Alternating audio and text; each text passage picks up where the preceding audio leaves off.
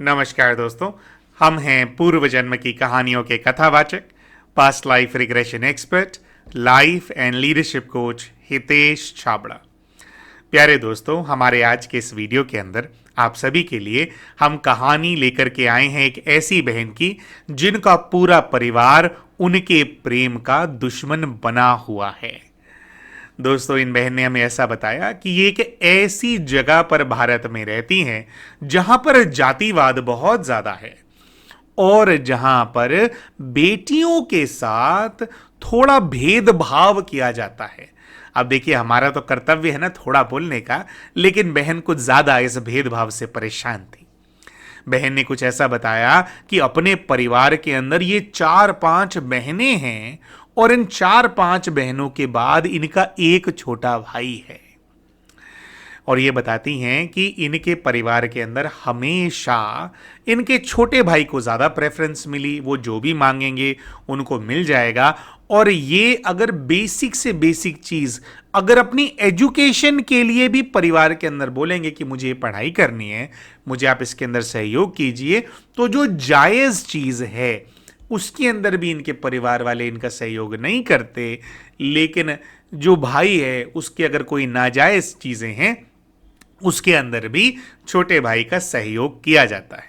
तो एक तो ये बहन जो है इसी बात से बहुत ज़्यादा आहत थी कि बचपन से मैं इस भेदभाव को देखती आ रही हूँ और इस भेदभाव के चलते ये बताती हैं कि मैं जैसे अपने भाइयों और बहनों से नफरत सी करने लग गई। दो कारण थे, मतलब दो चीज़ें हैं। देखिए, भाई से तो इसलिए क्योंकि भाई ही थोड़ा फिर जैसे कोई बच्चा ज़्यादा पैम्पर्ड होता है, थोड़ा बिगड़ैल हो जाता है, वो बाकी सिबलिंग से या परिवार में सबसे बदतमीजी से बात करता है, तो इस वजह से बताती हैं कि भाई तो मुझे बिल्कुल इस वजह से पसंद ही नहीं था। बहनों का ये बहन इसलिए बताती हैं कि इनको पसंद नहीं है क्योंकि ये बताती हैं कि ये जो अत्याचार हुआ, ये जो गलत सोच है समाज की, मेरी बहनों ने इस सोच को पूरी तरह से स्वीकार किया।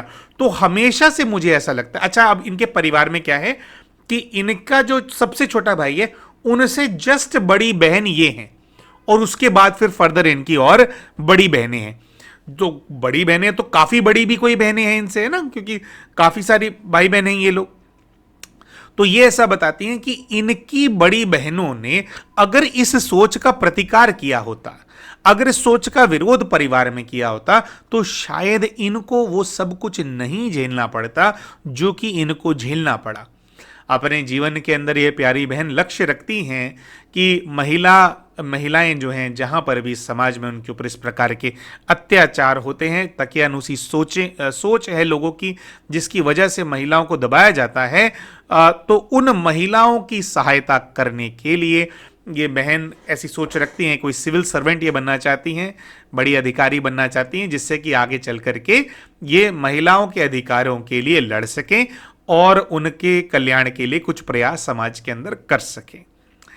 अच्छा, इसी के साथ साथ तो ये बेसिकली एक तो ये बहन जानना चाहती थी कि जो पूरा परिवार मुझे ऐसा मिला, जिस परिवार में मुझे कभी ऐसा लगा ही नहीं कि मैं इस परिवार से बिलोंग करती हूँ, पिताजी ने इतना भेदभाव किया, माताजी कभी कुछ नहीं बोलती थी, भाइयों और बहनों से बिल्कुल नहीं बनती, तो इन सब से मेरा क्या हिसाब किताब है। एक तो ये बहन ये जानना चाहती थी अपने पीएलआर से। दूसरा, ये बहन बताती हैं कि इन्हीं के परिवार में एक विवाह हुआ था। उस विवाह में जब ये गई तो वहां पर इनको एक लड़का मिला। अब विवाह में दोनों की मुलाकात हुई तो ये दोनों एक दूसरे को पसंद करने लगे। अब जब इनको वो लड़का मिला तो इनको ऐसा लगा कि जैसे मैं पहले से ही इस लड़के को जानती हूँ, लड़का बहुत अच्छा, बहुत अच्छे स्वभाव का था। उस लड़के से ज्यादा ये बहन बताती हैं कि उस लड़के की माताजी भी इनको उस विवाह में मिली थी और उस लड़के की माताजी को भी मतलब ये बहुत ज़्यादा पसंद करती हैं। और ये बताती हैं कि उनको तो देख के मुझे ऐसा लगता है कि जैसे वो मेरी असली माँ हो और मेरी असली माँ नहीं। और उनके जो लड़के की माताजी हैं वो भी इनके ऊपर जैसे पूरा प्यार उड़ेलती हैं, बहुत ज़्यादा इनको प्रेम करती हैं, बहुत ज़्यादा इनको पसंद करती हैं। तो ये जानना चाहती थी कि इन सब से मेरा क्या संबंध है, इनसे मेरा ऐसा रिश्ता सा क्यों जुड़ गया। अच्छा हाँ, एक और बहुत विशेष चीज़ ये बहन बताती हैं कि इनकी यहां पर जातिवाद बहुत ज्यादा है। यानी कि तकियानुसी जितनी भी सोच हैं, चाहे लड़का लड़की का भेद करना हो या जातिवाद हो, ये सब कुछ इनके यहाँ पे बहुत ज्यादा है और ये त्रस्त हैं, मतलब एकदम ना परेशान हैं इन सब चीजों से। और ऐसी ही एक चीज के चलते ये बताती हैं कि इनके विवाह के अंदर अड़चन भी आ रही है। ये ऐसा बताती हैं कि जिस गांव में ये लड़का जिनको ये प्रेम करती हैं और उनकी माताजी उनका परिवार रहता है, उसी गांव के अंदर इनकी सबसे बड़ी बहन का विवाह हुआ है। अब ये बताती हैं कि इनकी जो बहन है, उनकी जो जाति है, जिस परिवार में विवाह हुआ है, वो इस परिवार की जाति से एक लेवल ऊपर है, थोड़े से बड़े हैं वो जाति के हिसाब से। बहुत ज्यादा फर्क नहीं है, सिमिलर है, पर थोड़ा सा फर्क है ना। अब इसमें उदाहरण भी हमारे को समझ में नहीं आ रहा। जैसे उदाहरण के तौर पे कोई एक परिवार है, वो दालें की खेती करता है, कोई परिवार है चावल की खेती करता है, तो इसमें से कोई ऊपर कोई नीचे। ये हम बिल्कुल हाइपोथेटिकल एग्जांपल दे रहे हैं। तो ऐसा कुछ बहुत माइनर सा है जिसकी वजह से इनकी बहन का विवाह जिस परिवार में है, उसकी जाति थोड़ी ऊपर है और उस लड़के की जाति थोड़ी सी नीचे है। तो इनकी बहन को इस बात से ऑब्जेक्शन है कि अगर मेरी छोटी बहन विवाह करके इसी गांव में आ गई और इन लोगों के घर की बहू बन गई, तो मेरी पूरे गांव में बेइज्जती हो जाएगी कि तुम तो ऊंची जाति में विवाह किया हुआ है, एक बहन नीची जाति में है, तो मैं इससे रिश्ता नहीं रख पाऊंगी। और इस चीज के चलते इनकी बहन ने, सबसे बड़ी बहन ने, बहुत ज्यादा विरोध किया कि मैं इस विवाह को नहीं होने दूंगी। और जैसे उन्होंने इस चीज का बीड़ा ही उठा लिया है कि कुछ हो जाए, इतने कलेश किए कि वो विवाह कुछ भी करके न हो पाए। अब ये बताती हैं कि लड़के की माता तो ऐसे कहती हैं कि बच्चे, हमें तो कुछ भी नहीं चाहिए, हमें तो बस तुम चाहिए हो, बस तुम आ जाओ, हमारे परिवार का हिस्सा बन जाओ और हम खुश हैं उस चीज़ के अंदर, हमारे को कुछ नहीं चाहिए। लेकिन ये जो बहन है, अभी इनकी अपनी मर्यादाएं हैं, कुछ भी है अपना परिवार राजी होगा तभी कर पाएंगे। तो इनका अपने घर के अंदर बहुत ज़्यादा टसल चल रहा है, परिवार वालों को ये मनाने का बहुत ज़्यादा प्रयास कर रहे हैं, लेकिन क्योंकि जातिवाद है। और उसके साथ साथ अब ये बताते हैं कि जो छोटा भाई है वो भी फिर अड़चन में डाल रहा है। तो इनका इस परिवार से जिसमें इनका जन्म हुआ, वहां से कहते हैं कि मेरा भागने का मन करता है, मुझे ऐसा लगता है जैसे दुश्मनों के परिवार में मैंने जन्म ले लिया है। तो इन सबसे मेरा क्या हिसाब किताब है, मैं ये बात जानना चाहती हूं। इसी चीज को लेकर के बहन का PLR किया गया और बहन ने अपने पूर्व के जीवन को भी देखा। तो क्या देखा वो हम आपके सामने प्रस्तुत करने जा रहे हैं। लेकिन दोस्तों, उससे पहले हम शाउट आउट देना चाहेंगे उन भाइयों का और उन बहनों का जिन्होंने हमारे चैनल को एज अ मेंबर ज्वाइन किया है। दोस्तों, इन सभी का नाम है प्रभा सिन्हा जी, संगीता पंचारिया जी और अनंत गुप्ता जी। दोस्तों, इन तीनों ने हमारे चैनल को एज अ मेंबर ज्वाइन किया है। आप तीनों हमारे जो सेवाएं हैं उनका विस्तार करने में हमारी सहायता कर रहे हैं, जिसके लिए हम बहुत बहुत आभारी हैं। और दोस्तों, अगर आप भी हमारे चैनल को एज अ मेंबर ज्वाइन करना चाहते हैं तो इसी वीडियो के नीचे आपको ज्वाइन का बटन नजर आ रहा होगा, उस बटन को क्लिक करके आप भी हमारे चैनल के मेंबर बन सकते हैं और ज्वाइनिंग इंफॉर्मेशन उसी बटन को क्लिक करके आप प्राप्त भी कर सकते हैं और आप भी हमारे सेवाओं के विस्तार में हमारा सहयोग कर सकते हैं। इसी के साथ साथ दोस्तों, आप सभी जैसे जानते ही हैं कि आने वाली 25 नवंबर 2023 और 26 नवंबर 2023 को, यानी कि जो आने वाले शनिवार और इतवार हैं, इस दिन शाम 4 से 6 बजे चक्रा हीलिंग के सेशंस को कंडक्ट किया जाएगा। इन दोनों ही दिन चक्रा हीलिंग की जाएगी, क्षमा योग कराया जाएगा, यानी कि क्षमा योग कराया जाएगा और उसके साथ साथ आपके जो स्पिरिचुअल गाइड हैं उनसे आपका कनेक्शन एस्टैब्लिश कराने का प्रयास किया जाएगा। बहुत सारे भाई बहन बहुत बार हमारे को बात बोल चुके हैं कि भाई जी, हम जानना चाहते हैं कि हमारे स्पिरिट गाइड कौन है, कैसे दिखते हैं, क्या होता है, तो आप हमारा इसके ऊपर सेशन करें। तो ये सोच करके इस सेशन को कंडक्ट किया जा रहा है। लेकिन पहले से हम बताना चाहते हैं कि ज़रूरी नहीं है कि हर व्यक्ति को उनके स्पिरिचुअल गाइड दिखाई दें।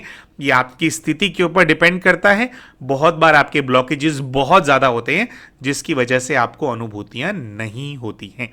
लेकिन हमारी तरफ से सेशन के अंदर हम पूरा प्रयास करेंगे कि आप अपने स्पिरिचुअल गाइड से अपना कनेक्शन एस्टैब्लिश कर पाएं, जीवन में आपको आगे क्या करना है उसके लिए आप उनसे गाइडेंस प्राप्त कर पाएं, इसी के साथ साथ जो हीलिंग है वो हो पाए।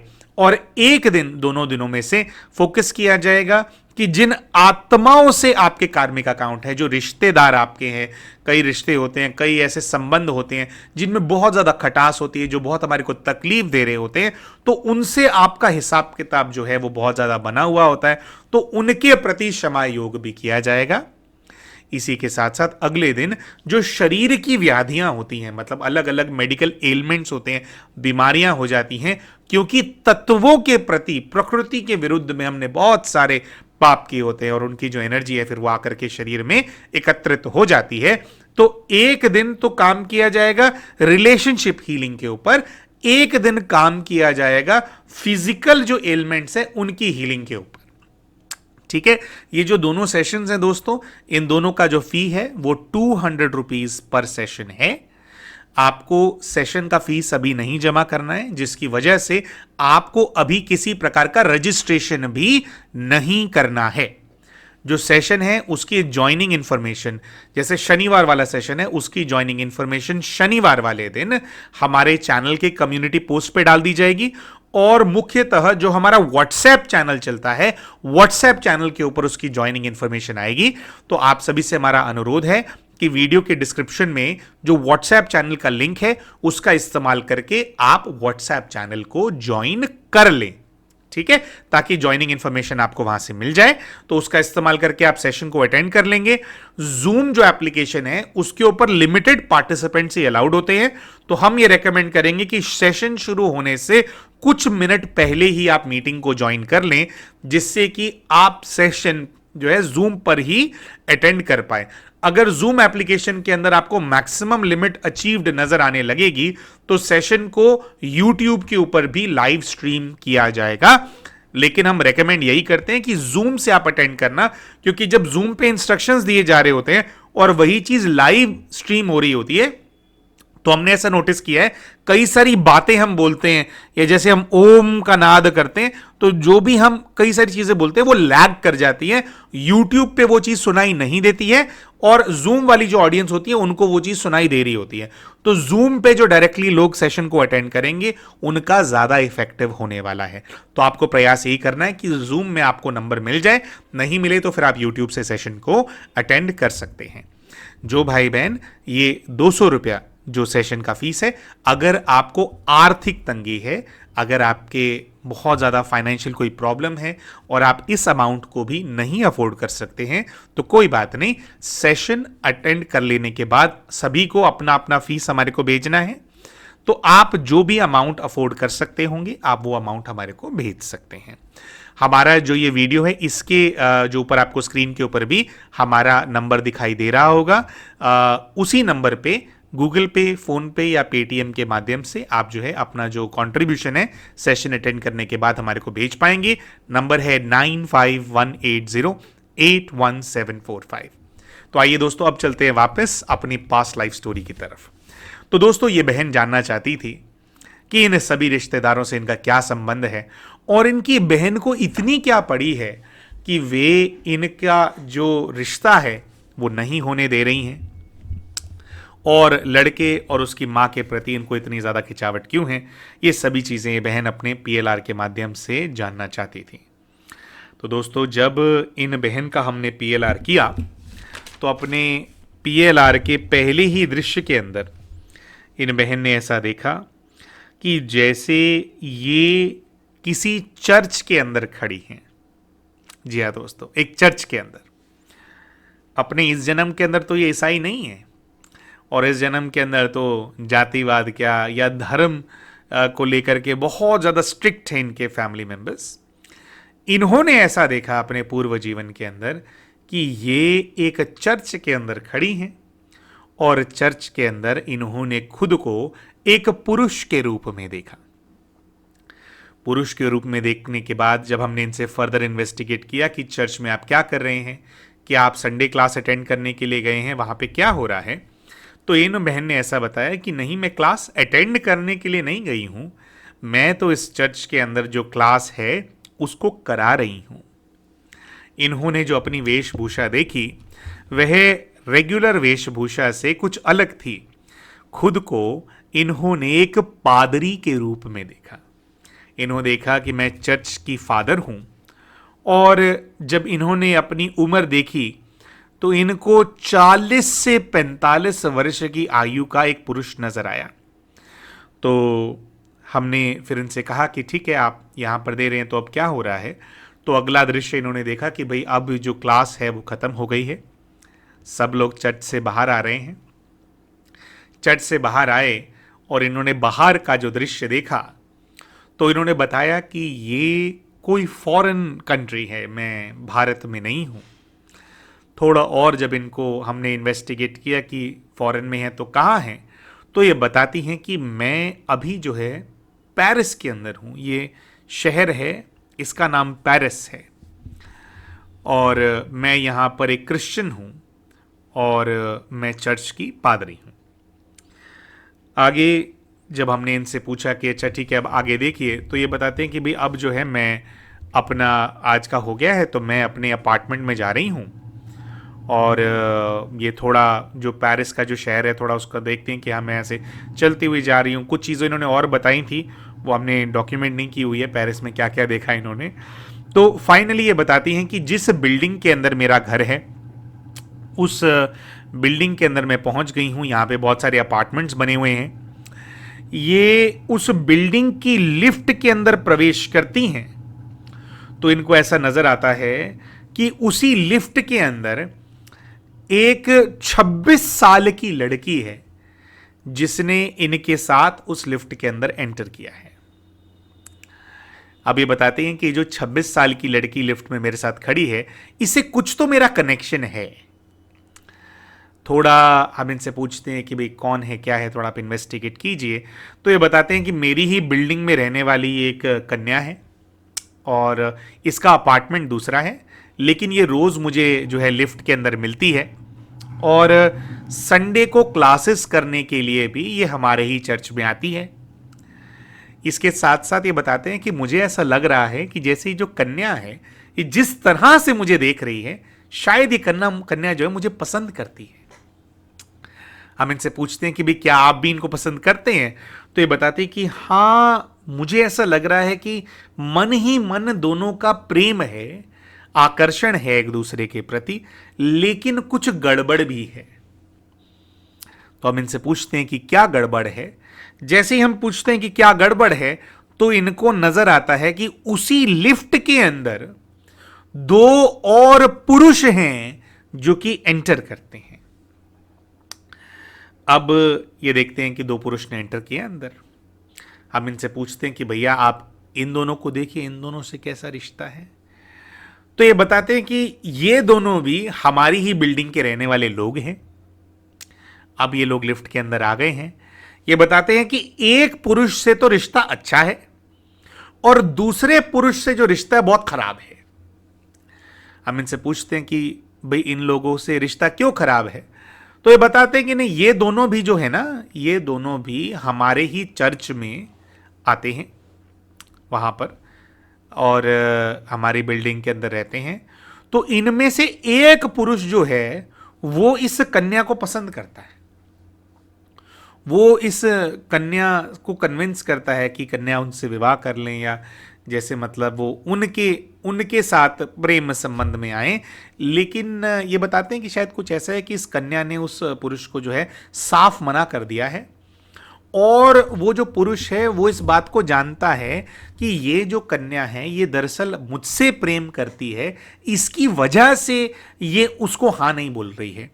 काफी समय से वो इस कन्या को अप्रोच कर रहा है, जिसकी वजह से ये जो पुरुष है इसकी मुझसे बहुत ज़्यादा खार है, बहुत ज़्यादा खार है। ये मुझे बिल्कुल भी पसंद नहीं करता है, ये तो चाहता है कि मैं मर जाऊं। तो हम इनसे पूछते हैं कि अच्छा ठीक है दूसरा वाला पुरुष। तो दूसरा वाला पुरुष ये देखती हैं, बताती हैं कि नहीं, इसका नेचर अच्छा है। ये दोनों ही लड़के जो हैं उस कन्या के मित्र हैं। जो दूसरा वाला लड़का है वो थोड़ा उस जोन के अंदर है कि हाँ जो भी इसकी मतलब वो अच्छे दोस्त हैं दोनों, और वो इस बात को समझता है कि कन्या मुझसे प्रेम करती है, और जो दूसरा वाला लड़का है वो ये चाहता है कि हम दोनों का विवाह हो जाना चाहिए। तो हम इनसे पूछते हैं कि भैया आप फिर विवाह क्यों नहीं कर लेते, मतलब आप क्यों नहीं उनके साथ रह लेते या साथ शिफ्ट हो जाते, भाई वो लड़की इतना ज़्यादा आपको प्रेम करती हैं। तो ये बताते हैं कि नहीं, मेरे यहाँ पे ना ऐसी कुछ मर्यादा है, क्योंकि मैं चर्च का पादरी हूं, इसकी वजह से मैं इस कन्या से विवाह नहीं कर सकता। अच्छा दोस्तों, यहाँ पे हमें थोड़ा रूल ये पता नहीं है कि जो चर्च में फादर्स होते हैं वो विवाह करते ही नहीं हैं, या कुछ ऐसा होता है कि विवाह करेंगे तो सेम उम्र की कन्या से ही विवाह कर सकते हैं। तो इसका रूल क्या है, क्योंकि क्रिश्चियनिटी की हमारे को इतनी नॉलेज नहीं है तो हमारे को वो नहीं पता, और वहाँ पे भी वो उन्होंने ये चीज़ एक्सप्लेन नहीं करी। उन्होंने केवल ये बोला कि कुछ ऐसा है, कुछ ऐसी मर्यादा है मेरी, जिसकी वजह से, चर्च की मर्यादा है जिसकी वजह से मैं इस कन्या से विवाह नहीं कर सकता। अब वो कन्या है, जब भी मुझे मिलती है तो बहुत ज़्यादा आश वाली नज़रों से मुझे देखती है। कई बार ये अपने प्रेम का इजहार भी मुझे कर चुकी है, लेकिन हर बार मैं इसको मना कर देता हूँ। मैं इसको कह देता हूँ कि भैया हम दोनों का विवाह जो है वह नहीं हो सकता, जिसकी वजह से ये कन्या बहुत ज़्यादा उदास रहती है, बहुत ज़्यादा डिप्रेशन के अंदर रहती है। अब उसके साथ साथ ये बताते हैं कि वो जो व्यक्ति है जो कि इस कन्या को प्रेम करता है, जो मुझे पसंद नहीं करता, वो वाला व्यक्ति इस कन्या को इतना ज्यादा परेशान करता है कि तू क्यों वहां पर अपना टाइम वेस्ट कर रही है, वो पादरी है उससे तो होगा नहीं, और कुछ कुछ ऐसा कह के, और वो इस वजह से इस कन्या को और ज्यादा हैरास करता है कि भैया तुम मुझसे विवाह कर लो है, और कन्या उसकी बात जो है वो मानती नहीं है। अब इसी वजह से, क्योंकि वो जो व्यक्ति है वो थोड़ा इनके साथ नेगेटिव उसके अंदर है, तो ये बताते हैं कि कुछ ना कुछ चर्च के अंदर और जो चर्च के मेंबर्स हैं उनको वो इनके खिलाफ भड़काता भी रहता है कि भाई जो है इसको पादरी के पद से हटाना चाहिए, इसका शायद कोई चर्च जो होते हैं उनकी कोई एसोसिएशन होती होगी, वहाँ पर इसकी कंप्लेंट करनी चाहिए हमारे को, और ये ठीक नहीं कर रहा है, ये लड़कियों को फंसा रहा है। तो ये बताते हैं कि देखिए मैं तो अपनी पूरी मर्यादा पालन कर रहा हूं, लेकिन उस लड़के को बहुत ज़्यादा मिर्ची है इस चीज़ की कि भैया लड़की मुझे नहीं मिल रही है, और उसकी वजह से वह जो व्यक्ति है इनको बहुत ज़्यादा जो है बदनाम करता है। हाँ, एक बहुत ही विशेष चीज़ वो ये एक और हमने लिखा हुआ है, तो वो लड़का ये इन्होंने बताया था कि बात बात पे इनको ताना भी मारता है कि तुम पादरी हो, तुम्हारे को शोभा देता है सब कुछ, बड़े अच्छे पादरी हो तुम, हैं। तो ऐसा कुछ जो है उनको ताने भी मारता है, और इनकी बदनामी भी वो लड़का जो है करता रहता है। अब जो अगला दृश्य था, अगले ही दृश्य के अंदर इन्होंने कुछ ऐसा देखा कि इनकी ना अकस्मात मृत्यु हो गई है। उस जीवन के अंदर अकस्मात मृत्यु हो गई है, और ये ऐसा देखते हैं कि एक ग्रेवयार्ड है जहाँ पर इनका जो शहर है, जहाँ पे इनका चर्च था, वहाँ की जो कम्युनिटी है उनके बहुत सारे लोग इकट्ठा हुए हुए हैं। इनकी कब्र है, उसके ऊपर बहुत सारे फूल हैं। ये अपने आप को आत्मा के रूप में देख रहे हैं कि ये भी वहाँ पर साथ में खड़े हुए हैं, और ये देख रहे हैं कि सब लोग वहाँ पर आकर के इनका जो इनका जो कब्र थी उसके ऊपर फूल चढ़ा रहे हैं। और ये बताते हैं कि वो कन्या वहाँ पर आई है, और कन्या फूट फूट कर रो रही है, बिल्कुल जैसे इनके प्रेम में जैसे वो पागल सी हो गई है। उसको इतना ज़्यादा मलाल है कि एक तो अभी तक तो ये है कि हम साथ नहीं हो पा रहे थे, लेकिन देख तो पाती थी मैं इनको, जिनसे मैं प्रेम करती थी, अब ये छोड़कर ही चले गए हैं।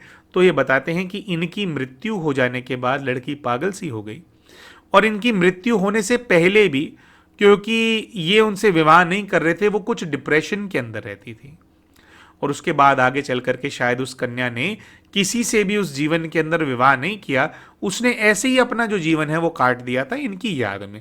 वो इतना ज़्यादा गहरे प्रेम में थी इनके साथ। अब दोस्तों ये छोटा सा ही दृश्य, ये सब कुछ दिखाई दिया, लंबा चौड़ा कहानी तो नहीं दिखाई दिया था इनका। तो लिफ्ट के अंदर जितने भी किरदार थे उनको इन्होंने पहचान लिया था। दोस्तों जिस लड़के को इन्होंने देखा था जो कि उस कन्या से प्रेम करता था, जिसकी वजह से इनकी बदनामी वो हर जगह करता था, वह लड़का और कोई नहीं है, इनके जीवन की, अभी के जीवन की वो सबसे बड़ी बहन है जिनका विवाह उस गांव में हुआ है, जो कि इनका जो विवाह है होने नहीं दे रही हैं और बहुत ज़्यादा इनके विवाह में अड़चने डाल रही हैं जाति का नाम लेकर के। इसी के साथ साथ इन्होंने देखा जो कन्या इनको प्रेम करती थी, जिनसे विवाह नहीं कर रहे थे, डिप्रेशन में रहती थी, वह और कोई नहीं है बल्कि वही लड़का है जो इनको विवाह में मिला था। वही लड़का है जिनसे इनको इस जीवन में प्रेम सा हो गया, जो इस जीवन में भी इनसे बहुत ज़्यादा प्रेम करता है। और एक और पुरुष वहां पर उस लिफ्ट में नजर आया था, जो कि उस कन्या का बहुत अच्छा मित्र था, जो कि इस चीज के फेवर में था कि इन दोनों को विवाह कर लेना चाहिए। वो इनको भी कन्विंस करता था, उसको भी कहता था कि कोई बात नहीं, आप कर सकते हैं, फिर भी इसका कुछ वे आउट निकालना चाहिए। इन दोनों का सहयोग करता था। वह पुरुष इस जीवन के अंदर, वो जो लड़का है ना जो इनसे प्रेम करता है, उनकी माता जी हैं। तो वो उनकी माता जी हैं। उस जीवन में वो फेवर में थी, इस जीवन के अंदर भी उनको किसी जाति वाति किसी चीज़ की उनको परवाह नहीं है। उनको बस ये है कि हाँ, इन दोनों बच्चों को जो है इकट्ठा हो जाना चाहिए, ये दोनों आगे अपना जो है जीवन ठीक जो है इनको ये बिता लेंगे अगर दोनों एक दूसरे के साथ हो जाएंगे। दोस्तों, अभी बात क्या है जो हमारे को याद आ रहा है, एक लाइफ शायद और इनको दिखाई दी थी शायद, पता नहीं कैसे हमने उसको डॉक्यूमेंट नहीं किया है, उसका पेज हमारे को नहीं मिल रहा है। शायद जो बाकी के भी जो रिश्ते हैं इनके पिताजी, इनके भाई वगैरह, शायद उनको भी ये अपने इस पूर्व जीवन के अंदर ढूंढ पाई थी किसी दूसरे जीवन के अंदर। तो वो तो हम शेयर नहीं कर पाएंगे। एक जीवन हमने शेयर किया जिसके अंदर सबसे बड़ी बहन, जिनको ये पसंद नहीं करती हैं, उनको इन्होंने ढूंढ लिया। अपने इस जीवन के प्रेमी को इन्होंने ढूंढ लिया और प्रेमी की माता जी को भी इन्होंने ढूंढ लिया। और उन सब से इनका पूर्व जीवन का क्या संबंध है यह भी इनको पता चल गया। प्यारे दोस्तों, हमारी वीडियो में जो कहानी हमने शेयर करी है, अगर कहानी आपको पसंद आई हो तो वीडियो को लाइक ज़रूर करें। चैनल अभी तक सब्सक्राइब नहीं किया तो चैनल को सब्सक्राइब भी ज़रूर कर लें और वीडियो में कमेंट करके हमें बताएं कि आज की जो स्टोरी है उसमें आपको क्या अच्छा लगा। मिलते हैं आप सभी से अपने अगले वीडियो के अंदर। नमस्कार।